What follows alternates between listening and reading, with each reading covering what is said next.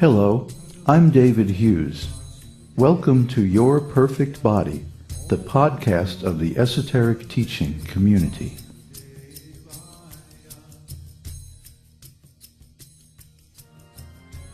Today's selection is from the Esoteric Teaching Introductory Seminar entitled Spiritual Disinformation.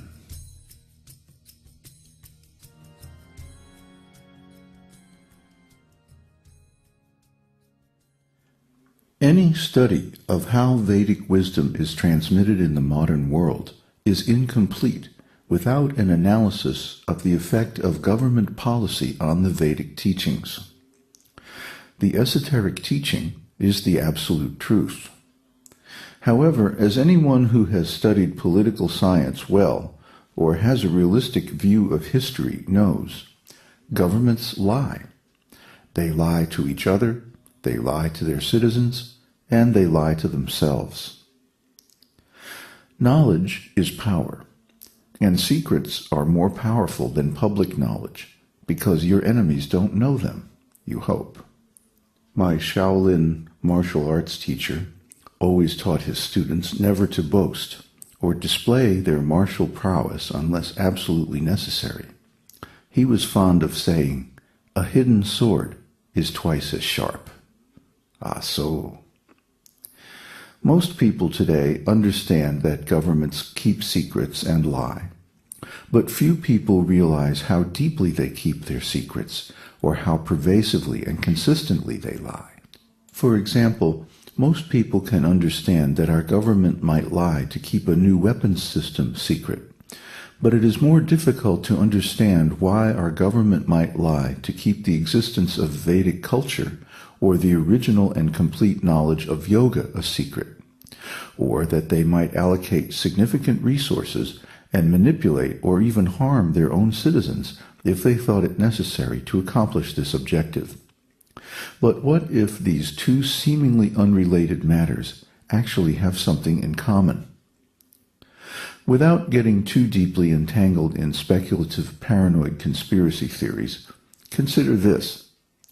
It is common knowledge today that the government has a long-standing policy of denial of its knowledge of UFOs and extraterrestrial beings. Reports of UFO sightings by qualified military observers are hushed up, and any credible civilian reports are ridiculed and debunked by an extremely broad and effective campaign of disinformation and media manipulation.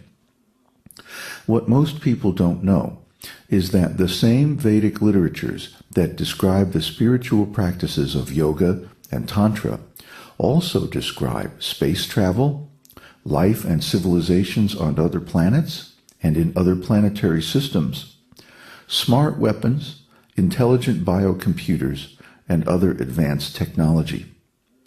As we have already discussed, Vedic culture also has advanced knowledge of technology for data integrity, encryption, and messaging protocols equal to or better than modern information science. In fact, Vedic culture has used these techniques to transmit the transcendental message of the esoteric teaching from generation to generation for thousands of years without any change. And governments like to manipulate information to suit their agenda.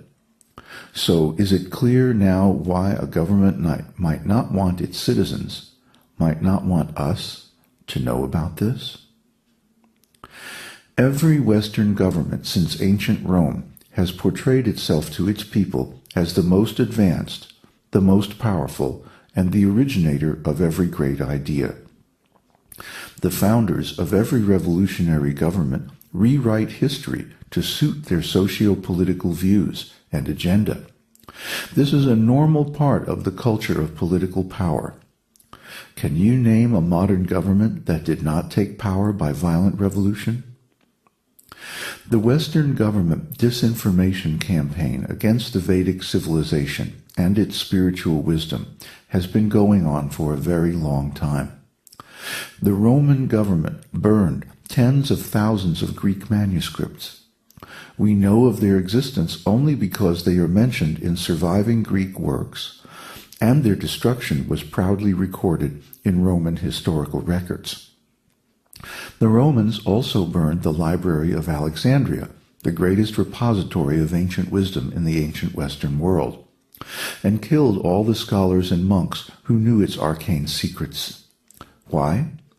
To cover up the fact that the Greeks knew certain important concepts and ideas long before the Romans got around to discovering them, and that the Greeks in turn had borrowed many of these ideas from the far more ancient Vedic civilization. The Romans wanted to take the credit, so they simply erased any part of history they didn't like. And that was just the beginning.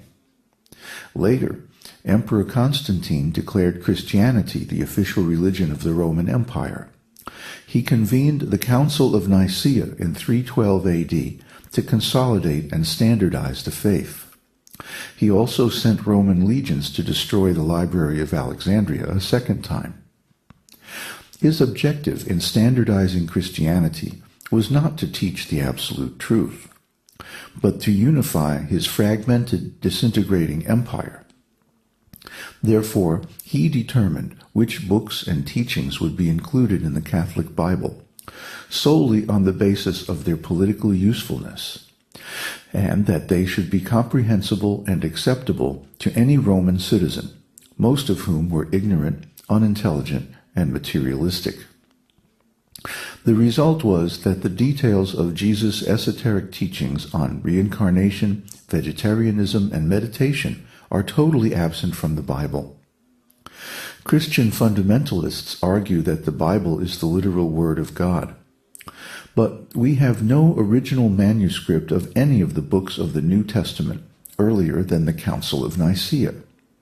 The earliest manuscripts we do have are fragmentary, and they all disagree. We know nothing of Jesus' life from his bar mitzvah at age 12 until his initiation by John the Baptist and beginning of his preaching mission at 30. Fortunately, historical records of Jesus' journey to India were preserved in a Buddhist monastery in Kashmir, but these are not accepted by the Christian establishment, not even by the Protestants who claim to reform the corrupt Roman Church. And the monastery itself was destroyed during the recent ethnic violence in Kashmir. How convenient. I'm going to skip over the genocidal atrocities of the several Muslim invasions and occupations of India, since these were obvious attempts to destroy Vedic culture that did not make much use of disinformation. But let's focus on the British government policy in India. During their 150 years of colonial rule in India, the British set up a brutal program of feudal economic exploitation, the British East India Company, including a sophisticated disinformation campaign against the Vedic culture. The British borrowed a pejorative racist term, Hindu, from the Muslims who had invaded and oppressed India and attempted to destroy Vedic culture in medieval times. Around this bastard term, they synthesized a counterfeit polytheistic religion, Hinduism, despite the fact that in all the tens of thousands of Vedic works, the Persian word Hindu is never mentioned even once. They forced the acceptance of Hinduism on the Indian people by establishing a state-run vocational education system to prepare Indians for civil service in the British colonial government. The British schools and colleges required students to accept Hinduism and parrot the party line that the Vedic civilization is mythology as a requirement for graduation and well-paid government jobs. As a result, after more than a century of British occupation, the most highly educated and influential Indians all accept this nonsense Hinduism. If you doubt any of this, Google British created Hinduism. You'll get about 10,000 references. As Hitler once said, a lie repeated often enough becomes truth. The governmental cover-up of Vedic civilization thus goes all the way back to the Roman government of the pre-Christian era, and it continues unabated today. If we look at the approved textbooks for courses on world religion and culture taught by our government-accredited schools and colleges, we find that they all follow the British Party line, promoting the false, concocted Hindu religion, and ignore the actual Vedic culture as if it never existed. The same textbooks give credit for inventing the decimal